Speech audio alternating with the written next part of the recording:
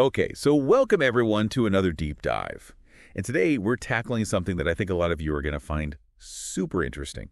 We're diving into the minds of successful traders. Sounds intense. It is. I mean, we've got this collection of like these little snippets of wisdom, really short, really potent stuff. Oh, okay.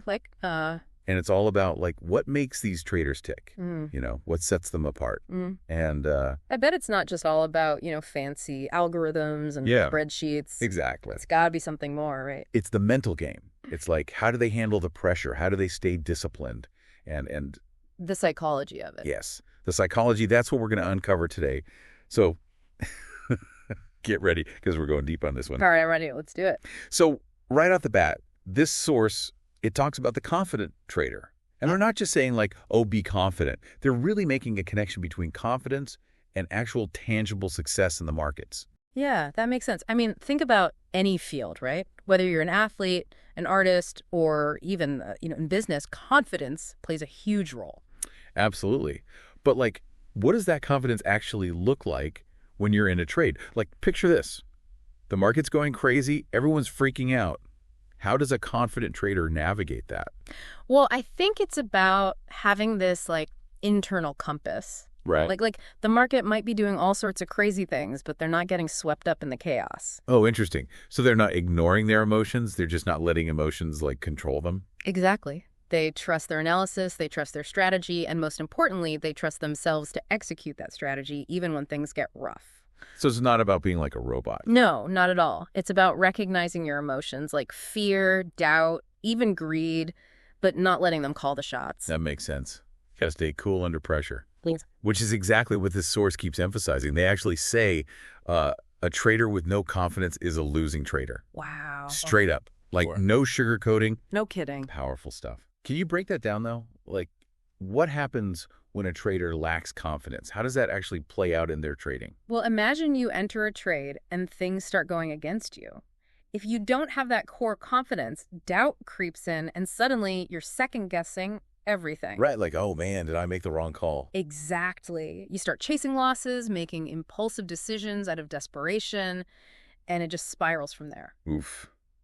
Yeah, I can see how that would be a recipe for disaster. It is. Confidence keeps you from making those emotional mistakes. But there's something else this source keeps talking about, and it's this idea of process. Like having a process and sticking to it no matter what. Yes, that's crucial. There's this one line that I just love. It says, win or loss, we stay calm, follow the process, and let it flow. I love that. It's almost like a mantra for traders. Totally. But what does this process actually look like? Well, it's like a trader's playbook. It's about having a set of rules, risk management strategies, predetermined entry, and exit points. You remove the guesswork, the emotional reactions, and you just follow the plan. Interesting. So some people might say that trading is all about intuition, right? Like having a good feel for the market. Yeah, for sure. Intuition plays a role, especially as you gain more experience. But what the source is saying is that the process actually sets you up for your intuition to work better. Exactly. It's like learning the fundamentals in any field. You need that solid base before you can really start to improvise and let your intuition guide you. I get it. The process keeps you grounded, especially when things get emotional. Exactly. Like, can you give us an example? Like, what's one specific element of a trading process that helps with emotional control? Well, there's this concept of risk management. Basically, it's about deciding ahead of time the maximum amount you're willing to lose on any given trade. Oh, okay. So kind of like setting a limit? Yeah, so that even if things go wrong, you're protected. You're not risking your entire account on a single trade. Wow. That's a really smart strategy. It is, and it takes a lot of the emotion out of it because you know you have a safety net.